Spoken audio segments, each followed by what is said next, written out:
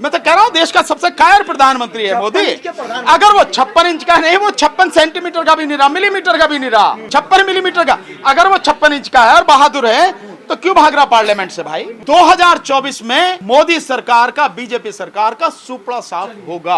जिस दिन ईवीएम हट गई, मोदी तो क्या, मोदी के फरिश्ते भी आ जाए तो भी जीत नहीं सकते, 40 सीटें पार नहीं कर पाएंगे लोकसभा में। डरते नहीं हैं तो फिर बताते क्यों नहीं हैं कि मोदी और अडानी का रिश्ता क्या है। अगर डरते नहीं हैं, अगर डरते नहीं हैं तो सदस्यता क्यों खत्म करवाई। अगर डर नहीं है तो हर वो सवाल जो राहुल गांधी जी ने पूछा देते क्यों नहीं जवाब उसका। बीजेपी का और मोदी सरकार का इलाज करेगी देश की जनता, चिंता न करवाने वाली। जितने भी मसले हैं उन सब में सरकार पूरी तरह से फेल है। सरकार के पास लोगों के सवालों का कोई जवाब नहीं है।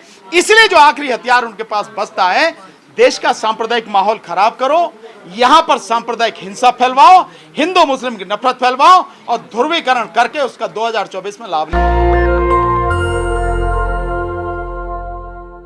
विपक्ष में ऐसे जरूर है कि उसके बराबर भ्रष्ट और बेईमान नहीं है, ये बात मान लेंगे। लेकिन सर ये कह रही कि राहुल गांधी को अभी भी पूरी तरीके से राहत नहीं मिला, बस 20%। अब मान लीजिए अभी भी खतरा है उनके इसमें। कौन कह रहा? सर पे भाजपा वाले कह रहे हैं ये बात। भाजपा की बात मानोगे आप या कोर्ट की बात मानोगे?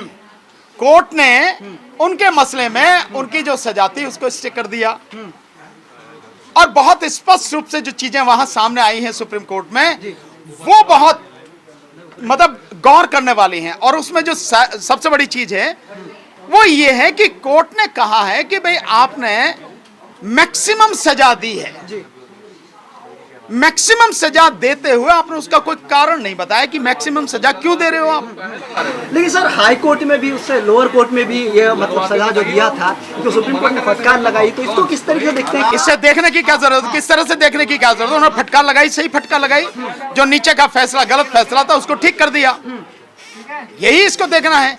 निश्चित रूप से जो सजा की गई थी वो मुकदमा ही नहीं बनता था। और एक जो चीज सामने आ रही है वो भी बड़ी गौर करने वाली है कि जिस व्यक्ति ने, प्रणेश मोदी ने जो ये मुकदमा किया था, उसका सरनेम मोदी ही नहीं है, उसका सरनेम कुछ और है। बड़ा खुलासा कर रहे हैं सर ये। अरे कोर्ट में हुई है चर्चा, ये चर्चा कोर्ट में हुई है। तो जो कोर्ट में चर्चा हुई है वहां सामने आया कि उस व्यक्ति का नाम मोदी सरनेम है ही नहीं, उसके बावजूद वो कर रहा है।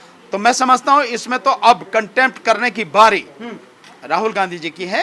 उस तबीयत से जो उसके खिलाफ इन सारी चीजों को लेके जो है अब मुकदमा किया जाए उस पर। तो इसके पीछे कौन है, मतलब ये प्रोपेगेंडा रचना या फिर जो भी चीजें किया? आपको नहीं पता कौन है? हाँ, कौन है? नरेंद्र मोदी इसके पीछे देश का प्रधानमंत्री है, और कौन है? तो मोदी जी तो राहुल गांधी को तो नेता ही नहीं मानते, डरते ही नहीं। इसीलिए डरते नहीं हैं, तभी राहुल गांधी जी की जो स्पीच है उसको पार्लियामेंट में, लोकसभा की जो प्रोसीडिंग्स है उसमें से एक्सपंज करा देता है, खत्म करवा देता है।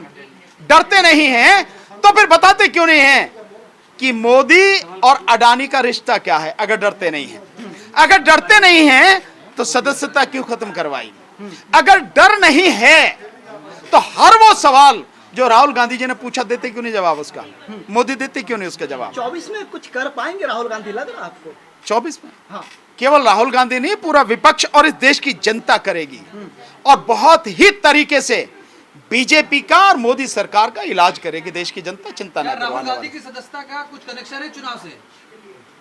सदस्यता का या किसी चीज का कनेक्शन का कोई अर्थ नहीं है भाई। सरकार एक मतलब नीचे की अदालत ने फैसला दिया, कानूनी कार्रवाई हुई, उनकी सदस्यता खत्म हो गई। ऑनरेबल सुप्रीम कोर्ट ने उनके जो नीचे का ऑर्डर था उस पर स्टे लगा दिया, उनकी सदस्यता बहाल हो जाएगी।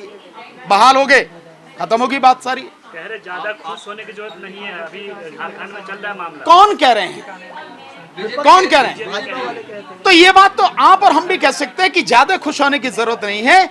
जिस दिन तुम सत्ता से बाहर होगे और जो तुमने ये बोया है, ये फसल जब पकेगी, उसे काटने में, जब तुम काटोगे तब काटने में क्या कितना दर्द होगा, उससे ध्यान रखना। ये बात कही जा सकती है। बाहर होंगे सत्ता से? बिल्कुल 2024 में बाहर होंगे। कोई कोरोनोलॉजी दिखती है आपको? ये जो पूरा इशू चल रहा है, राहुल गांधी, हरियाणा हिंसा, इसमें कोई कोरोनोलॉजी है? इसमें सब कुछ क्रोनोलॉजी है और ये बाकायदा मोदी सरकार और राज्यों की जो भाजपा सरकारें हैं, आरएसएस, बजरंग दल, हिंदू महासभा, विश्व हिंदू परिषद, सॉरी हिंदू महासभा नहीं, विश्व हिंदू परिषद, इन सब के द्वारा षड्यंत्र रच के बहुत ही प्लान्ड वे में सब कुछ कराया गया है। इसमें कोई ये नई बात नहीं, ताकि देश का माहौल खराब हो, क्योंकि उनके पास में जनता के सवालों के कोई जवाब नहीं है।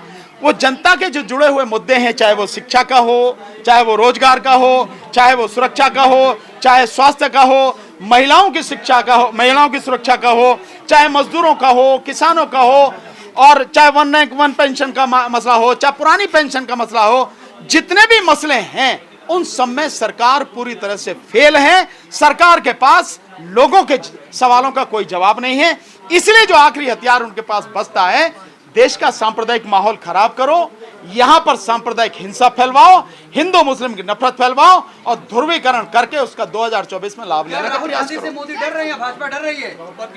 मोदी तो बहुतों से डरता है, राहुल गांधी की तो बात ही छोड़ो, बहुतों से डरता है भाई। मैं तो कह रहा हूं देश का सबसे कायर प्रधानमंत्री है मोदी। अगर वो 56 इंच का नहीं, वो 56 सेंटीमीटर का भी नहीं रहा, मिलीमीटर का भी नहीं रहा, 56 मिलीमीटर का। अगर वो 56 इंच का है और बहादुर है तो क्यों भाग रहा पार्लियामेंट से भाई? पार्लियामेंट में जवाब क्यों नहीं देता? विपक्ष जवाब मांग रहा है ना, जवाब दे, नहीं दे रहे, भाग रहे। शेर सब पर भारी है। शेर नहीं, कायर और सब पर भारी नहीं है।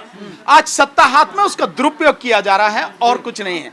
भारी तो तब होता है कि सब कुछ बिल्कुल साफ सुथरा हो, बिल्कुल निष्पक्ष हो, उसके बाद पता लगेगी कौन भारी है और कौन हल्का। आप बता रहे हैं भाजपा का चुनावी प्लान तैयार है, लेकिन ये तो सफल होता दिख रहा है जिस तरह के हालात बन रहे हैं। अगर ये सफल होता तो अब तक देश में बुरी तरह से आग लग चुकी होती। लेकिन हरियाणा में जो घटना हुई, नूह की घटना हुई, नूह की हरियाणा की जनता ने ही, जो हर समाज के लोग हैं, हर संप्रदाय के लोग हैं, उन्होंने ही बीजेपी के मंसूबों को फेल कर दिया। सर, सुप्रीम कोर्ट ने जो राहुल गांधी का मानहानि का मामला है उसमें सवाल किया है कि अधिकतम सजा क्यों दी गई है। ये 1 साल 11 महीने की भी हो सकती थी, इसे आप किस तरह देखते हैं? सुप्रीम कोर्ट ने जो कहा है मैं ऑलरेडी कह चुका हूं। ये सवाल पूछा है कि मैक्सिमम सजा क्यों दी, उसका कारण क्या है।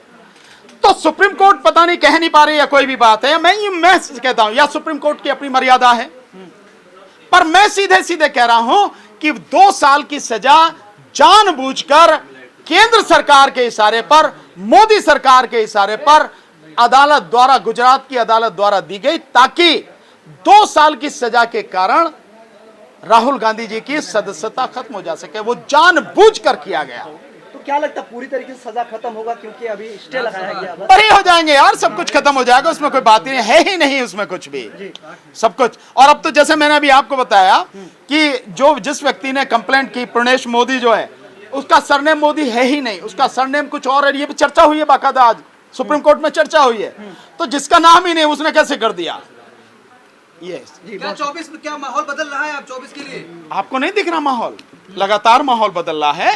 और 2024 में मोदी सरकार का, बीजेपी सरकार का सुपड़ा साफ होगा। हमारी सरकार बनेगी और देश को दुनिया की तीसरी विश्व अर्थव्यवस्था देंगे। सबसे अच्छा सवाल। देश को लूटने का एक नया शगुफा है, बना देंगे। तुम कौन सा वादा अपना पूरा कर पाए? मोदी जो कह रहे हैं, मोदी से पूछो 100 स्मार्ट सिटी बनाने थे, बन गए क्या? 2022 तक किसानों की आय दुगनी होनी थी, हो गई क्या? नहीं हुई। 2022 तक सभी को पक्का मकान मिल जाना था, मिल गया क्या? नहीं मिला। डिजिटल इंडिया बनाना था, बन गया क्या? नहीं बना। कौन सी ऐसी चीज है जिसे तुम पूरा कर रहे हो? ये नया जुमला है क्या? ये निश्चित रूप से नया जुमला है, और इसीलिए लोग उन पर विश्वास नहीं करेंगे और न कर रहे हैं। जो पहले कह रहे थे कि हम इकोनॉमी को इतनी बड़ी बना देंगे, 5 ट्रिलियन कर देंगे, 5 ट्रिलियन तो छोड़ो, 3 ट्रिलियन भी नहीं रह गई। देश की जो जीडीपी है उसका यह हाल हो गया। चुनाव को लेकर ओपिनियन पोल आया जिसमें अमेठी सीट को लेकर ये कहा गया है कि अगर राहुल गांधी चुनाव लड़ते हैं स्मृति ईरानी के खिलाफ तो राहुल गांधी की जीत होगी। किसके खिलाफ? स्मृति ईरानी के खिलाफ। स्मृति ईरानी भी कुछ है क्या? वो तो अगर ईवीएम में बेईमानी नहीं होती तो स्मृति ईरानी कभी नहीं जीत सकती। राहुल गांधी की तो बहुत दूर की बात है। कोई भी अगर कांग्रेस का नेता खड़ा हो जाए या विपक्ष का कोई नेता खड़ा हो जाए, उसके सामने कहीं ठहरती नहीं है, वो जीत ही नहीं सकती।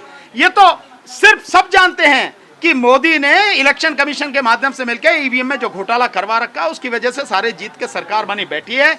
जिस दिन ईवीएम हट गई, मोदी तो क्या, मोदी के फरिश्ते भी आ जाए तो भी जीत नहीं सकते। 40 सीटें पार नहीं कर पाएंगे लोकसभा में। सुपड़ा साफ हो जाएगा, सुपड़ा साफ, और आगे के लिए रास्ता हमेशा के लिए बंद हो जाएगा। ये विधान कौन मीडिया, मीडिया कौन है? कोई मीडिया नहीं है, वो तो गुलाम है, वो तो तलवे चाटने वाला एक गुलाम है जिसकी आप बात कर रहे हो। वो तो मालिक की बात कहेगा ना। सर जी, बीजेपी तो कह रही 300 से ज्यादा सीटें आएंगी, और मैं ये कह रहा हूं कि 300 से ज्यादा नहीं, 400 सीट इस बार संयुक्त विपक्ष की, जिसका नाम इंडिया है, उसकी आएंगी, और इस बार इंडिया जीतेगा और भाजपा बुरी तरह से हारेगी। नेशनल दस्तक की आपसे गुजारिश है कि अगर इसको बचाना चाहते हैं तो नेशनल दस्तक को सब्सक्राइब करने के लिए रेड कलर के सब्सक्राइब बटन को दबाएं, फिर बेल आइकन की घंटी दबाएं। नेशनल दस्तक को बचाने के लिए बहुत जरूरी है कि हर खबर को शेयर करें, लाइक करें, कमेंट जरूर करें।